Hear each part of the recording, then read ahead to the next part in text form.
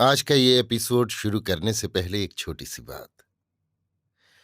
क्या आप भी अपना पॉडकास्ट बनाने की सोच रहे हैं? तो एंकर ट्राई कीजिए।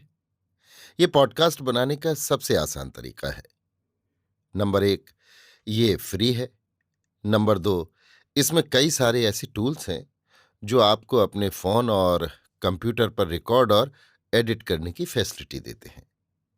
नंबर तीन, आप अपने पॉडकास्ट को डिस्ट्रीब्यूट भी कर सकते हैं, जिससे इसे स्पॉटिफाई और दूसरे प्लेटफॉर्म पर सुना जा सके। तो डाउनलोड कीजिए फ्री एंकर ऐप या विजिट कीजिए anchor.fm पर अपना पॉडकास्ट स्टार्ट करने के लिए। ये तो थी एक छोटी सी जानकारी, और अब शुरू करते हैं एपिसोड का सिलसिला। तो आज के एपिसोड में लीजिए सुनिए मुंशी प्रेमचंद के लिखे उपन्यास वरदान का भाग 20, मन का प्राबल्य, मेरी यानी समीर गोस्वामी की आवाज में। मानव हृदय एक रहस्यमय वस्तु है। कभी तो वो लाखों की ओर आंख उठाकर नहीं देखता और कभी कोड़ियों पर फिसल पड़ता है। कभी सैकड़ों निर्दोषों की हत्या पर आह तक नहीं करता और कभी एक बच्चे को देखकर रो देता है। प्रतापचंद्र और कमलाचरण में यद्यपि सहोदर भाइयों का सप्रेम था, तथापि कमला की आकस्मिक मृत्यु का जो शोक होना चाहिए वो न हुआ। सुनकर वो चौंक अवश्य पड़ा और थोड़ी देर के लिए उदास भी हुआ, पर वो शोक जो किसी सच्चे मित्र की मृत्यु से होता है उसे न हुआ। निस्संदेह वो विवाह के पूर्व ही से विरजन को अपनी समझता था, तथापि इस विचार में उसे पूर्ण सफलता कभी प्राप्त न हुई। समय समय पर उसका विचार इस पवित्र संबंध की सीमा का उल्लंघन कर जाता था। कमलाचरण से उसे स्वतः कोई प्रेम न था। उसका जो कुछ आदर मान और प्रेम वो करता था, कुछ तो इस विचार से कि विरजन सुनकर प्रसन्न होगी और कुछ इस विचार से कि सुशीला की मृत्यु का प्रायश्चित इसी प्रकार हो सकता है। जब विरजन ससुराल चली आई तो अवश्य कुछ दिनों प्रताप ने उसे अपने ध्यान में न आने दिया, परंतु जब से वो उसकी बीमारी का समाचार पाकर बनारस गया था और उसकी भेंट ने विरजन पर संजीवनी बूटी का काम किया था, उसी दिन से प्रताप को विश्वास हो गया था कि विरजन के हृदय में कमला ने वो स्थान नहीं बना पाया जो मेरे लिए नियत था। प्रताप ने विरजन को परम करुणापूर्ण शोक पत्र लिखा, पर पत्र लिखता जाता था और सोचता जाता था कि इसका उस पर क्या प्रभाव होगा। सामान्यतः समवेदना प्रेम को प्रौढ़ करती है। क्या आश्चर्य जो ये पत्र कुछ काम कर जाए। इसके अतिरिक्त उसकी धार्मिक प्रवृत्ति ने विकृत रूप धारण करके उसके मन में ये मिथ्या विचार उत्पन्न किया कि ईश्वर ने मेरे प्रेम की प्रतिष्ठा की और कमलाचरण को मेरे मार्ग से हटा दिया। मानो ये आकाश से आदेश मिला है कि अब मैं विरजन से अपने प्रेम का पुरस्कार लूं। प्रताप ये तो जानता था कि विरजन से किसी ऐसी बात की आशा करना जो सदाचार और सत्यता से बाल बराबर भी हटी हुई हो, मूर्खता है। परंतु उसे विश्वास था कि सदाचार और सतीत्व के सीमांतर्गत यदि मेरी कामनाएं पूरी हो सके तो विरजन अधिक समय तक मेरे साथ निर्दयता नहीं कर सकती। 1 मास तक ये विचार उसे उद्विग्न करते रहे, यहां तक कि उसके मन में विरजन से एक बार गुप्त भेंट करने की प्रबल इच्छा भी उत्पन्न हुई।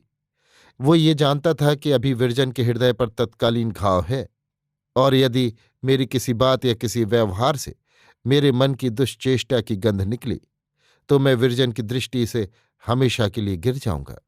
परंतु जिस प्रकार कोई चोर रुपयों की राशि देखकर धैर्य नहीं रख सकता है, उसी प्रकार प्रताप अपने मन को रोक न सका। मनुष्य का प्रारब्ध बहुत कुछ अवसर के हाथ में रहता है। अवसर उसे भला भी मानता है और बुरा भी। जब तक कमलाचरण जीवित था, प्रताप के मन को कभी इतना सिर उठाने का साहस न हुआ था। उसकी मृत्यु ने मानो उसे ये अवसर दे दिया। ये स्वार्थपरता का मद यहां तक बढ़ा कि एक दिन उसे ऐसा भास होने लगा मानो विरजन मुझे स्मरण कर रही है। अपनी व्यग्रता से वो विरजन की व्यग्रता का अनुमान करने लगा। बनारस जाने का इरादा पक्का हो गया। 2 बजे रात्रि का समय था। भयावह सन्नाटा छाया हुआ था। निद्रा ने सारे नगर पर एक घटाटोप चादर फैला रखी थी। कभी कभी वृक्षों की सनसनाहट सुनाई दे जाती थी। धुआं घरों और वृक्षों पर एक काली चद्दर की भांति लिपटा हुआ था और सड़क पर लालटेनें धुएं की कालिमा में ऐसी दृष्टिगत होती थी जैसे बादल में छिपे हुए तारे। प्रतापचंद्र रेलगाड़ी पर से उतरा। उसका कलेजा बांसों उछल रहा था और हाथ पांव कांप रहे थे। वो जीवन में पहला ही अवसर था कि उसे पाप का अनुभव हुआ। शोक है, हृदय की ये दशा अधिक समय तक स्थिर नहीं रहती। वो इस दुर्गम मार्ग को पूरा कर लेती है। जिस मनुष्य ने कभी मदिरा नहीं पी, उसे उसकी दुर्गंध से घृणा होती है। जब प्रथम बार पीता है तो घंटों उसका मुख कड़वा रहता है और वो आश्चर्य करता है कि क्यों लोग ऐसी विषैली और कड़वी वस्तु पर आसक्त हैं। पर थोड़े ही दिनों में उसकी घृणा दूर हो जाती है और वो भी लाल रस का दास बन जाता है। पाप का स्वाद मदिरा से कहीं अधिक भयंकर होता है। प्रतापचंद्र अंधेरे में धीरे धीरे जा रहा था। उसके पांव वेग से नहीं उठते थे, क्योंकि पाप ने उनमें बेड़ियां डाल दी थीं। उस आह्लाद का जो ऐसे अवसर पर गति को तीव्र कर देता है, उसके मुख पर कोई लक्षण न था। वो चलते चलते रुक जाता और कुछ सोचकर आगे बढ़ता था। प्रेत उसे पाप के गड्ढे में कैसे खींचे लिए जाता है। प्रताप का सिर धम धम कर रहा था और भय से उसकी पिंडलियां कांप रही थीं। सोचता विचारता घंटे भर में मुंशी श्यामाचरण के विशाल भवन के सामने जा पहुंचा। आज अंधकार में ये भवन बहुत ही भयावह प्रतीत होता था, मानो पाप का पिशाच सामने खड़ा है। प्रताप दीवार की ओट में खड़ा हो गया, मानो किसी ने उसके पांव बांध दिए हैं। आध घंटे तक वो यही सोचता रहा कि लौट चलूं या भीतर जाऊं। यदि किसी ने देख लिया तो बड़ा ही अनर्थ होगा। विरजन मुझे देखकर मन में क्या सोचेगी। कहीं ऐसा न हो कि मेरा ये व्यवहार मुझे सदा के लिए उसकी दृष्टि से गिरा दे। परंतु इन सब संदेहों पर पिशाच का आकर्षण प्रबल हुआ। इंद्रियों के वश में होकर मनुष्य को भले बुरे का ध्यान नहीं रह जाता। उसने चित्त को दृढ़ किया। वो इस कायरता पर अपने को धिक्कार देने लगा। तदनंतर घर के पीछे की ओर जाकर वाटिका की चहारदीवारी से फांद गया। वाटिका से घर में जाने के लिए एक छोटा सा द्वार था। दैवयोग से वो इस समय खुला हुआ था। प्रताप को ये शकुन सा प्रतीत हुआ, परंतु वस्तुतः ये अधर्म का द्वार था। भीतर जाते हुए प्रताप के पांव थर्राने लगे। हृदय इस वेग से धड़कता था मानो वो छाती से बाहर निकल पड़ेगा। उसका दम घुट रहा था। धर्म ने अपना सारा बल लगा दिया, पर मन का प्रबल वेग न रुक सका। प्रताप द्वार के भीतर प्रविष्ट हुआ और आंगन में तुलसी के चबूतरे के पास चोरों की भांति खड़ा सोचने लगा कि विरजन से क्यों कर भेंट होगी। घर के सब किवाड़ बंद हैं, क्या विरजन भी यहां से चली गई? अचानक उसे एक बंद दरवाजे की दरारों से प्रकाश की झलक दिखाई दी। दबे पांव उसी दरार में आंख लगाकर भीतर का दृश्य देखने लगा। विरजन एक सफेद साड़ी पहने, बाल खोले, हाथ में लेखनी लिए भूमि पर बैठी थी और दीवार की ओर देख देखकर कागज पर कुछ लिखती जाती थी, मानो कोई कवि विचार के समुद्र से मोती निकाल रहा है। लेखनी को दांतों तले दबाती कुछ सोचती और लिखती, फिर थोड़ी देर के पश्चात दीवार की ओर ताकने लगती। प्रताप बहुत देर तक श्वास रोके हुए ये विचित्र दृश्य देखता रहा। मन उसे बार बार ठोकर देता, पर यह धर्म का अंतिम गढ़ था। इस बार धर्म का पराजित होना मानो हृदय धाम में पिशाच का स्थान पाना था। धर्म ने इस समय प्रताप को उस खड्डे में गिरने से बचा लिया जहां से आमरणों से निकलने का सौभाग्य न होता। वरन ये कहना उचित होगा कि पाप के खड्डे से बचाने वाला इस समय धर्म न था, वरन दुष्परिणाम और लज्जा का भय था। किसी किसी समय जब हमारे सद्भाव पराजित हो जाते हैं, तब दुष्परिणाम का भय ही हमें कर्तव्यच्युत होने से बचा लेता है। विरजन के पीले वदन पर एक ऐसा तेज था जो उसके हृदय की स्वच्छता और विचार की उच्चता का परिचय दे रहा था। उसके मुखमंडल की उज्ज्वलता और दृष्टि की पवित्रता में वो अग्नि थी जिसने प्रताप की दुष्चेष्टाओं को क्षण मात्र में भस्म कर दिया। उसे ज्ञान हो गया और अपने आत्मिक पतन पर ऐसी लज्जा उत्पन्न हुई कि वहीं खड़ा रोने लगा। इंद्रियों ने जितने निकृष्ट विकार उसके हृदय में उत्पन्न कर दिए थे, वे सब इस दृश्य ने इस प्रकार लोप कर दिए जैसे उजाला अंधेरे को दूर कर देता है। इस समय उसे ये इच्छा हुई कि विरजन के चरणों पर गिरकर अपने अपराधों की क्षमा मांगे। जैसे किसी महात्मा सन्यासी के सम्मुख जाकर हमारे चित्त की दशा हो जाती है, उसी प्रकार प्रताप के हृदय में स्वतः प्रायश्चित के विचार उत्पन्न हुए। पिशाच यहां तक लाया, पर आगे न ले जा सका। वो उल्टे पांव फिरा और ऐसी तीव्रता से वाटिका में आया और चहारदीवारी से कूदा, मानो कोई उसका पीछा करता है।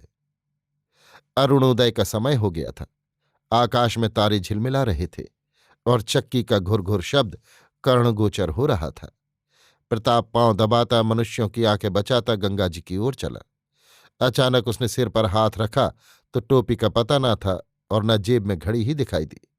उसका कलेजा सन्ने से हो गया। मुंह से एक हृदय वेधक आह निकल पड़ी। कभी कभी जीवन में ऐसी घटनाएं हो जाती हैं जो क्षण मात्र में मनुष्य का रूप पलट देती हैं।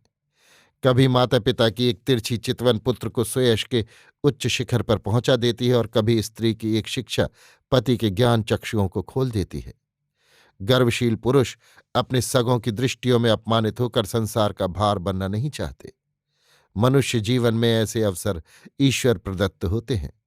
प्रतापचंद्र के जीवन में भी वो शुभ अवसर था जब वो संकीर्ण गलियों में होता हुआ गंगा के किनारे आकर बैठा और शोक तथा लज्जा के अश्रु प्रवाहित करने लगा।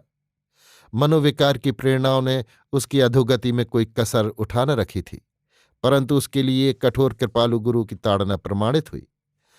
क्या ये अनुभव सिद्ध नहीं है कि विष भी समय अनुसार अमृत का काम करता है? जिस प्रकार वायु का झोंका सुलगती हुई अग्नि को दहका देता है, उसी प्रकार बहुधा हृदय में दबे हुए उत्साह को भड़काने के लिए किसी बाह्य उद्योग की आवश्यकता होती है। अपने दुखों का अनुभव और दूसरों की आपत्ति का दृश्य बहुधा वो वैराग्य उत्पन्न करता है जो सत्संग, अध्ययन और मन की प्रवृत्ति से भी संभव नहीं। यद्यपि प्रतापचंद्र के मन में उत्तम और निस्वार्थ जीवन व्यतीत करने का विचार पूर्व ही से था, तथापि मनोविकार के धक्के ने वो काम एक ही क्षण में पूरा कर दिया जिसके पूरा होने में वर्षों लगते। साधारण दशाओं में जाति सेवा उसके जीवन का एक गौण कार्य होती, परंतु इस चेतावनी ने सेवा को उसके जीवन का प्रधान उद्देश्य बना दिया। सुवामा की हार्दिक अभिलाषा पूर्ण होने के सामान पैदा हो गए। क्या इन घटनाओं के अंतर्गत कोई अज्ञात प्रेरक शक्ति थी? कौन कह सकता है।